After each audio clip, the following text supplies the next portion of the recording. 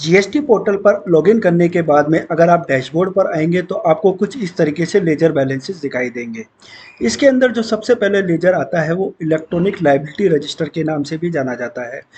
Friends, each and every ledger के 4 head होंगे जिसे आईजीएसटी, सीजीएसटी, एसजीएसटी और सेस के अंदर डिवाइड किया हुआ है। इलेक्ट्रॉनिक लायबिलिटी रजिस्टर के अंदर जो अमाउंट आते हैं वो आते हैं आपकी जीएसटीआर 1 से। जीएसटीआर 1 क्या होती है कि as a GST tax payer मैंने जो भी सप्लाई की है उसकी इनवॉइस वाइज डिटेल मुझे जीएसटीआर 1 के अंदर देनी होती है। उसे फाइल करने के बाद में मेरी लाइबिलिटी क्रिएट होती है और वो लाइबिलिटी मेरी इस लाइबिलिटी रजिस्टर के अंदर आईजीएसटी, सीजीएसटी, एसजीएसटी और सेस के करस्पॉन्डिंग हेड के अंदर आ जाती है। अब इस लाइबिलिटी को सेट ऑफ करने के मेरे पास में 2 मोड हैं। उसमें पहला मोड है कि मैं कैश के अंदर कैश से चालान, जीएसटी के चालान को डिपॉजिट कराऊं और डिपॉजिट कराने के बाद में वो अमाउंट मेरे इलेक्ट्रॉनिक कैश लेजर के अंदर आ जाएगा।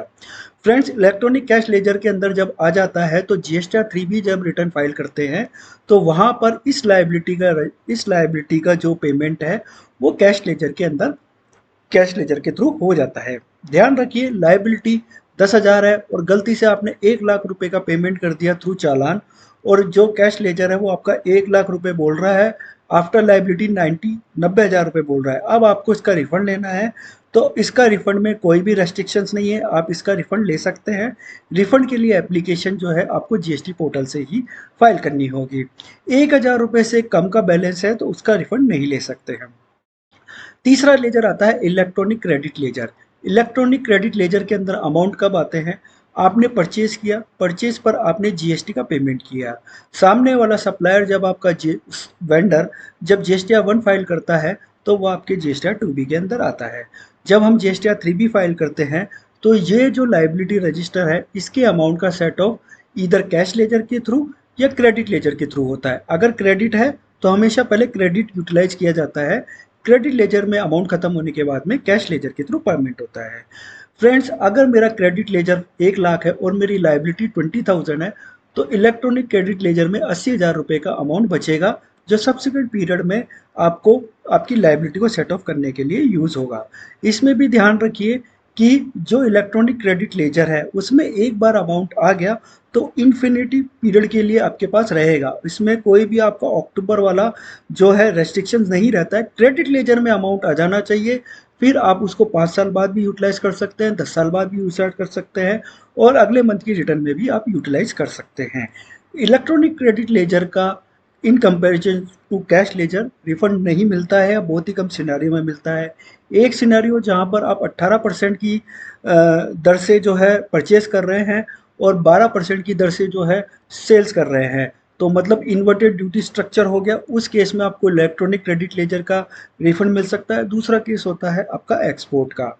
फ्रेंड्स, चौथा जो लेजर आता है वो electronic credit reversal and reclaim statement. जैसे कि हमने बताया कि 2B के अंदर आपका 1 लाख रुपए का अमाउंट है। आईटी से लेने की बहुत सारी कंडीशन है, जैसे कि इनवॉइस का मिलना, सर्विस का मिलना, सामने वाले ने 3B फाइल की हो, पेमेंट किया हो, आपने 180 डेज में पेमेंट किया हो, ऐसी बहुत सारी कंडीशंस हैं। उस कंडीशंस में से कोई कंडीशन आप फुलफिल नहीं कर रहे हैं तो जेस्टर 3B में एक प्रोविज़न होता है कि आप आईटीसी को रिवर्सल कर दीजिए।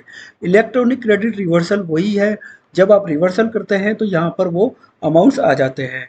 फिर आप जब उस कंडीशन को सब्सिक्वेंट पीरियड में फुलफिल करते हो तो रीक्लेम कर लेते हो। तो जैसे ही आप रीक्लेम करोगे वो रिवर्सल के अमाउंट आपके कम होते जाएंगे। तो ये रिवर्सल और रीक्लेम स्टेटमेंट यही बताता है कि कितनी आईटीसी आपने प्रीवियसली रिवर्स की थी और उसमें से कितना आप रीक्लेम करते चले गए हो।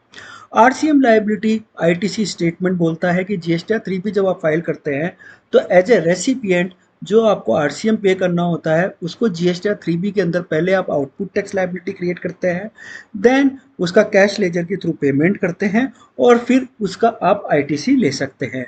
तो आरसीएम लायबिलिटी और आईटीसी स्टेटमेंट ये बताता है कि जितनी आपने आरसीएम की लायबिलिटी पे की है उतना ही आप उसका आईटीसी ले रहे हैं।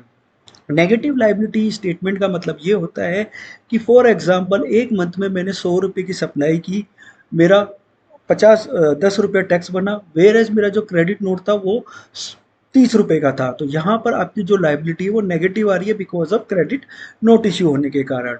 तो इसको आप सब्सीक्वेंट मंथ में एडजस्ट कर सकते हैं, नेगेटिव लायबिलिटी स्टेटमेंट आपका यही बताता है। फ्रेंड्स, तो ये ओवरऑल लेजर्स है।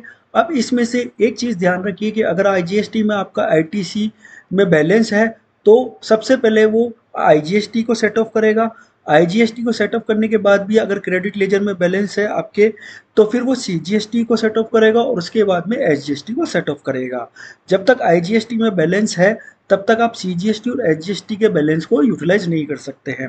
आईजीएसटी का बैलेंस एग्जॉस्ट होने के बाद में सीजीएसटी एसजीएसटी को सेट ऑफ नहीं कर सकता और एसजीएसटी सीजीएसटी को सेट ऑफ नहीं कर सकता है। सीजीएसटी अपनी लायबिलिटी को सेट ऑफ करने के बाद में अगर कोई बैलेंस बचा, तो वो आईजीएसटी की लायबिलिटी सेट ऑफ करने के लिए यूज़ किया जा सकता है। इसी तरीके से एसजीएसटी अपनी लायबिलिटी सेट ऑफ करने के बाद में अगर कोई क्रेडिट बैलेंस बचता है, तो आईजीएसटी की लायबिलिटी को यूटिलाइज किया जा सकता है। ध्यान रखिए, सीजीएसटी और एसजीएसटी में बैलेंस बराबर हो ऐसा नहीं होता है, क्योंकि ये आप दूसरे को एडजस्ट नहीं करते हैं लेकिन आईजीएसटी को एडजस्ट करते हैं। आरसीएम की जो लायबिलिटी होती है वो कैश लेजर के थ्रू ही पेमेंट होती है, लेकिन आरसीएम की लायबिलिटी का आप क्रेडिट ले सकते हैं आईटीसी में जब आप जीएसटी 3B फाइल करते हैं। फ्रेंड्स, वीडियो लेजर के ऊपर था। अगर अच्छा लगा हो तो लाइक शेयर एंड सब्सक्राइब करेंगे किसको, चैनल को। टिल देन, जय हिंद, जय भारत और धन्यवाद।